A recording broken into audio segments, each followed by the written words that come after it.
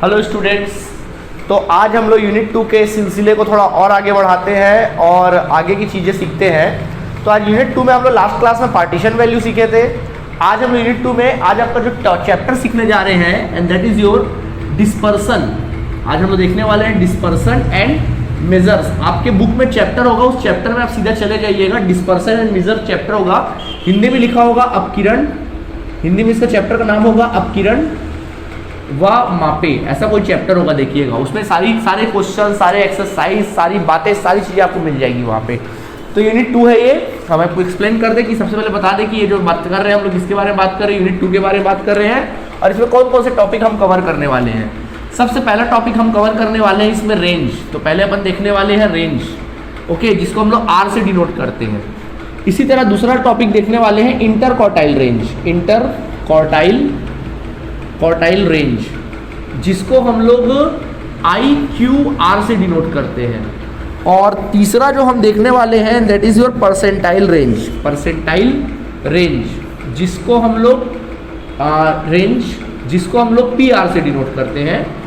And then फिर हम लोग देखेंगे क्वार्टाइल डेविएशन, क्वार्टाइल डेविएशन, जिसको हम लोग कहते हैं, या फिर क्वार्टाइल डेविएशन बोलो या फिर इसको बोलते हैं सेमी, इसको कहते हैं सेमी इंटर क्वार्टाइल रेंज, ये कहा जाता है। सेमी इंटर क्वार्टाइल रेंज भी कहा जाता है इसको। जनरली वैसे इसको क्वार्टाइल डेविएशन ही बोलेंगे, जिसको अपन QD से डिनोट करते हैं। और उसके बाद हम लोग देखेंगे मीन डेविएशन, मीन डेविएशन देखेंगे। मीन डेविएशन हम लोगों को देखना है और मीन डेविएशन को हम लोग इस साइन से डिनोट करते हैं, ओके। एंड देन फिर फाइनली अपन देखेंगे स्टैंडर्ड डेविएशन। और इस टॉपिक के बाद हमारा यूनिट 2 जो है वो कंप्लीट हो जाएगा, खत्म हो जाएगा, ठीक। तो चलिए, ये आपके सामने टॉपिक अवेलेबल है। अच्छा, स्टैंडर्ड डेविएशन को हम लोग इस साइन से डिनोट करते हैं, ये स्टैंडर्ड डेविएशन का साइन है। तो ये 5 टॉपिक है, 5 टॉपिक को जल्दी से आप कॉपी में क्या कर लीजिए, नोट कर लीजिए, ठीक है, ओके। अगर इंपॉर्टेंट टॉपिक की बात करूं कि ज़्यादातर क्वेश्चन अगर किसी से आता है तो ज़्यादातर क्वेश्चन इस टॉपिक से पूछ सकता है, इस टॉपिक से पूछ सकता है और इस टॉपिक से पूछ सकता है। तो इन टॉपिक को दो मोस्ट इंपॉर्टेंट बोलोगे तो सबसे उससे भी ज़्यादा अगर मोस्ट इंपॉर्टेंट है तो मीन डेविएशन वाला टॉपिक है। इसको अपन लोग और अच्छे से देखेंगे, बेहतर तरीके से देखेंगे, ठीक है। तो यहाँ तक आप लोग नोट कर लीजिएगा। अब आगे बढ़ते हैं।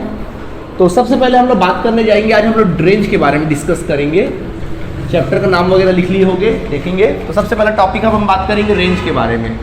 तो रेंज यार, सबसे पहले बात करते हैं इंडिविजुअल सीरीज। अगर कोई क्वेश्चन इंडिविजुअल सीरीज का है तो कैसे निकालोगे रेंज।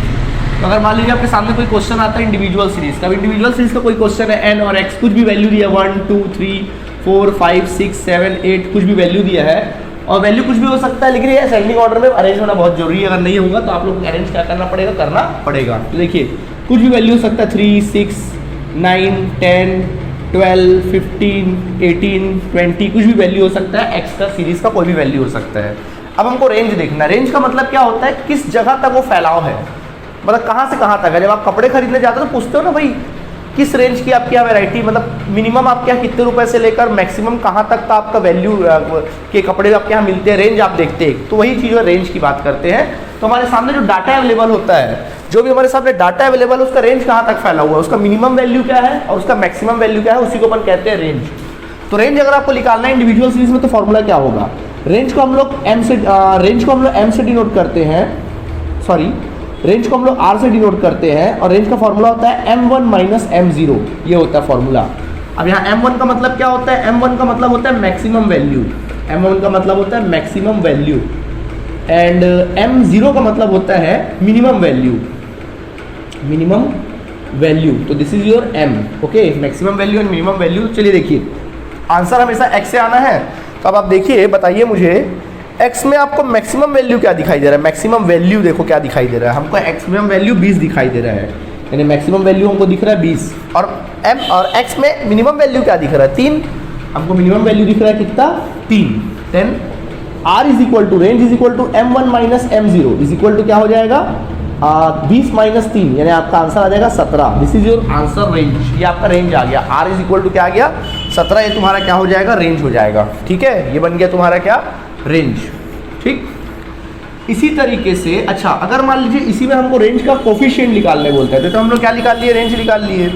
इसी सिचुएशन में अगर मान लीजिए हमको कोफिशिएंट निकालने बोलता है और कोफिशिएंट तो हमको निकालना ही पड़ेगा। अगर हमको क्वेश्चन में कोफिशिएंट निकालने के लिए बोलता है, कोफिशिएंट निकालने के लिए अगर हमको कहता है कोफिशिएंट ऑफ रेंज, अगर रेंज का कोफिशिएंट हम लोग को निकालने के लिए कहेगा तो कैसे निकालोगे?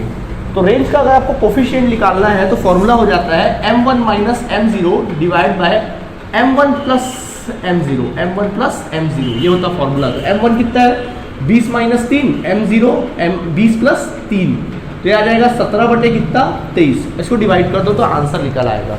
चलिए डिवाइड कर देते हैं इसको अपन लोग।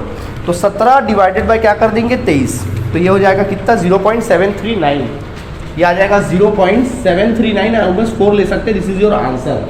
या इसको आप परसेंट के रूप में ही बोल सकते हैं, 74% बोल देंगे। अगर आप इसको 100 से मल्टीप्लाई करेंगे तो सीधा परसेंट में कन्वर्ट हो जाएगा। तो this is your range, okay, ये रेंज कहलाएगा। ठीक, तो इस तरह से हमने कौन सा सीरीज कंप्लीट कर लिया, इंडिविजुअल सीरीज क्या कर लिया, कंप्लीट कर लिया। अब हम बात करते हैं डिस्क्रीट सीरीज की। चलिए हम अब बात करते हैं डिस्क्रीट सीरीज की, ओके। तो अब मैं बात करूंगा डिस्क्रीट सीरीज। अब अपन बात करते हैं डिस्क्रीट सीरीज की।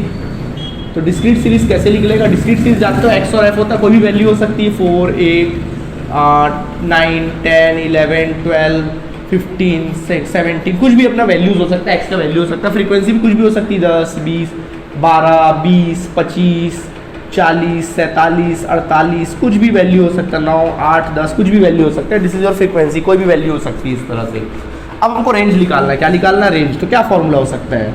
रेंज का फॉर्मूला हो सकता है R is equal to m1 minus m0। Same वही कहानी, m1 का मतलब एक्सप्लेन कर लो। m1 का मतलब होता है मैक्सिमम वैल्यू, मैक्सिमम वैल्यू, और मैक्सिमम वैल्यू कितना दिया भाई हम लोगों का?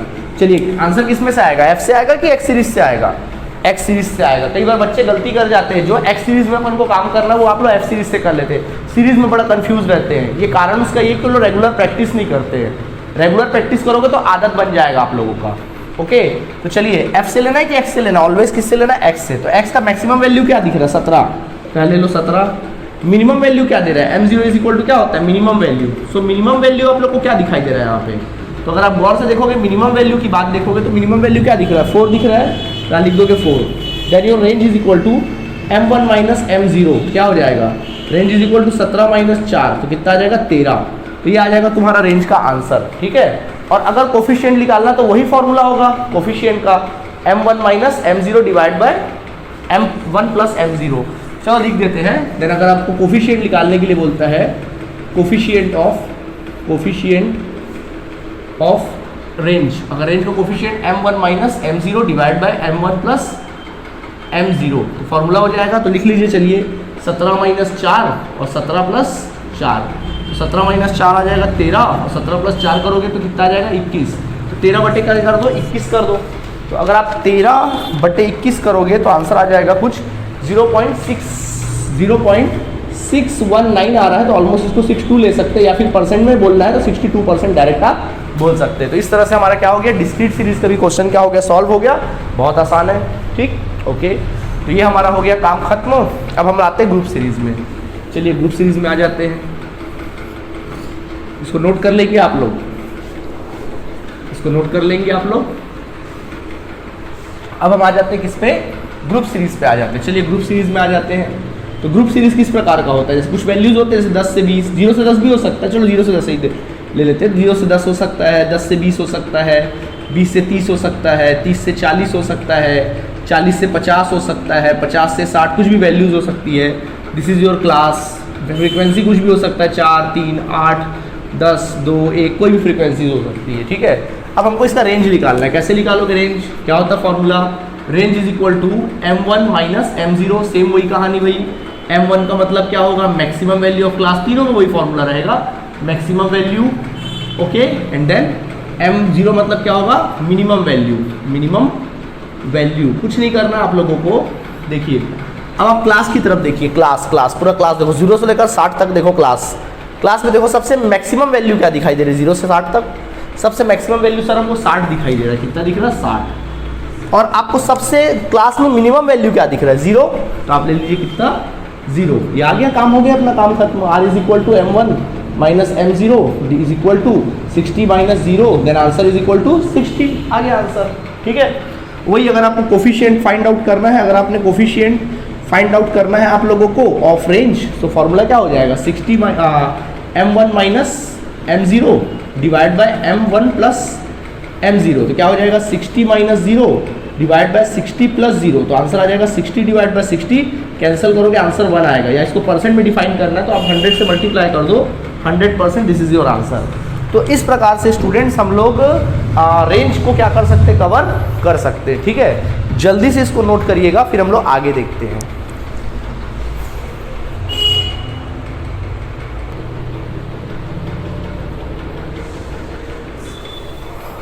सो स्टूडेंट, हम लोगों ने अगर देखा जाए तो हम लोग बात कर रहे थे रेंज की, तो रेंज हमने लगभग क्या कर लिया, कंप्लीट कर लिया। रेंज में इंडिविजुअल, डिस्क्रीट और ग्रुप, मैंने इसी के लिए आप लोग को समझाया था कि आप लोग मीन पे फोकस करो, सीरीज बनाने पे फोकस करो, क्योंकि आगे हमारा जो टॉपिक है बहुत जल्दी जल्दी खत्म होगा।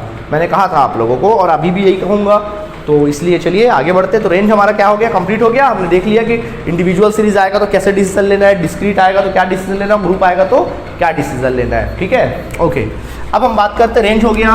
दूसरा क्या था, क्वार्टाइल रेंज था, इंटर क्वार्टाइल रेंज हम लोग को देखना था। दूसरा टॉपिक मैंने बोला था इंटर क्वार्टाइल रेंज, फिर तीसरा टॉपिक बोला था परसेंटाइल रेंज, चौथा मैंने बोला था क्वार्टाइल डेविएशन मैंने बोला था, और पांचवा मैंने बोला था मीन डेविएशन, याद आया।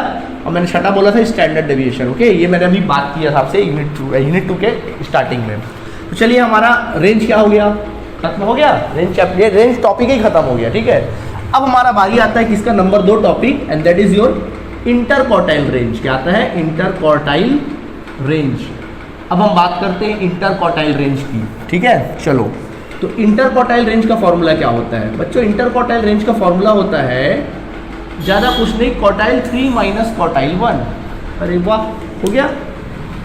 क्वार्टाइल 3 भी आप लोग को निकालना आता है बहुत अच्छे से, चाहे वो इंडिविजुअल सीरीज हो या डिस्क्रीट सीरीज हो या फिर ग्रुप सीरीज हो। क्वार्टाइल 3 आपको निकालना आता है, क्वार्टाइल 1 भी निकालना आता है। तो कैसा भी अगर आपके सामने बोलेगा क्वार्टाइल इंटर क्वार्टाइल रेंज निकालो क्वेश्चन के सामने, तो इंडिविजुअल सीरीज है तो इंडिविजुअल सीरीज के तरीके से आप क्वार्टाइल 1 निकाल लो, क्वार्टाइल 2 निकाल लो, क्वार्टाइल 3 निकाल लो, और दोनों को आपस में माइनस कर लो, आंसर आपके सामने। अभी तो हमने सिखाया आपको क्वार्टाइल निकालना। ओके, ठीक है। अगर इसी इंटर क्वार्टाइल रेंज का कोफिशिएंट निकालते हैं अपन लोग, क्या निकालते हैं, कोफिशिएंट निकालते हैं। अगर हम इसका कोफिशिएंट निकालते हैं, हिंदी में इसको गुणांक बोलते हैं इंटर क्वार्टाइल रेंज का, तब क्या फॉर्मूला हो जाएगा, quartile 3 minus quartile 1 divide by quartile 3 plus quartile 1। बहुत आसान है। तो आप क्या करेंगे, जो निकला है उसको सॉल्व कर देंगे, आपका क्वार्टाइल का क्या हो जाएगा, वैल्यू निकल आएगा इंटर क्वार्टाइल रेंज। तो यार सेकंड नंबर टॉपिक भी क्या हो गया, हमारा खत्म हो गया। ठीक है, इससे रिलेटेड आप क्वेश्चन बनाएंगे। ओके, नंबर 3 होता है बच्चों परसेंटाइल रेंज। क्या होता है, परसेंटाइल रेंज। तो परसेंटाइल रेंज कैसे निकलता है, इसको हम लोग PR से डिनोट करते हैं। किसे डिनोट करते हैं, PR से। तो परसेंटाइल रेंज का फॉर्मूला होता है PR is equal to P90 minus P10। अब आपको P90 भी निकालना आता है और P10 भी निकालना आता है। कोई भी क्वेश्चन है सीरीज का आप निकाल लीजिए और बस आंसर माइनस कर दीजिए, आंसर आपके सामने आ जाना है। और इसी का अगर अपन को कोफिशिएंट निकालना हो, अगर इसी का हम लोग कोफिशिएंट निकालने की अगर बात आती है, coefficient of percentile range, then formula हो जाएगा P90 minus P10 divide by P90 plus P10। हो गया, ये भी टॉपिक खत्म। ठीक, तो इस प्रकार से फिलहाल हमारा क्वार्टाइल इंटर क्वार्टाइल यानी कि ये भी टॉपिक खत्म हो गया और ये भी टॉपिक क्या हो गया, हमारा कंप्लीट हो गया। ठीक है, चलिए आगे बढ़ते हैं। अब आता है बात क्वार्टाइल डेविएशन की। तो हम बात करते हैं क्वार्टाइल डेविएशन की। अब हम बात करेंगे क्वार्टाइल डेविएशन की बात करें, या फिर इसी को अपन क्या कहते हैं, सेमी इंटर क्वार्टाइल रेंज कहा जाता है, जिसको हम लोग QD से डिनोट करते हैं। तो कैसे निकालोगे क्वार्टाइल डेविएशन, क्वार्टाइल डेविएशन का फॉर्मूला होता है बच्चों quartile 3 minus quartile 1 divided by 2।